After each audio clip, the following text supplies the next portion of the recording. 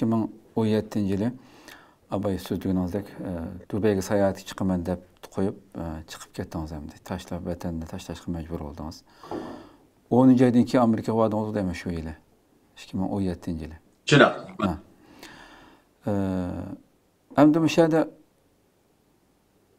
bu savolim kelishdan burun otlarning taqdiri qanday bo'lib ketdi siz tashlab chiqqandan keyin? U yerda masalan siz bu vaqtda nurg'un xizmatdoshlaringizning tutilganligini, o'quvchilarning tutilayotganligini ko'rgandingiz. Keyin qanday bo'lib ketdi? Hozirgacha buni bir anglab o'tsak.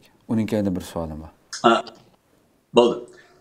2017-yili 5-oydir men ketgandan keyin 10-oygacha qayerda ekanligimni bildirmay men vatandagilarmi mening vatanning sirtida ekanligim shu uchurning o'zi ularga ziyon qildi-ku. Shu vaqtda.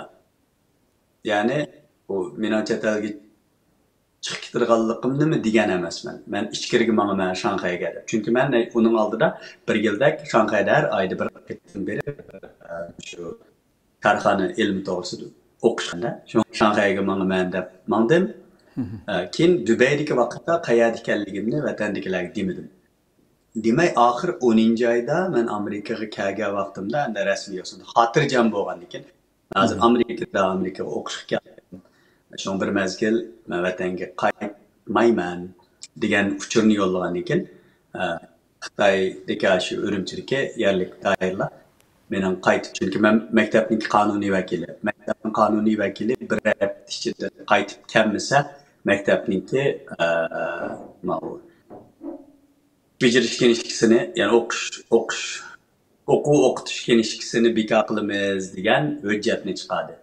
Chiqargandan keyin men aniq dedim, men qaytib bormayman degandan keyin bir qancha oyning ichida maktab arasida taqdir.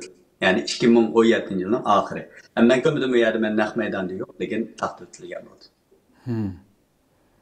Xo'sh. Yani aşağı hujjat filmde nurg'un rasmda do'stlaringizning hammasidan mendan boshqasi hammasi tutilib ketdi degan nim bor ham. Nurg'unlar tutilib ketdi hamda shu oldi keyni bo'lib tamosh lager siyosati va shu davrdan boshlab. Hozir qadar men bilgan kamida 10 o'rin ortiq. Tushundim.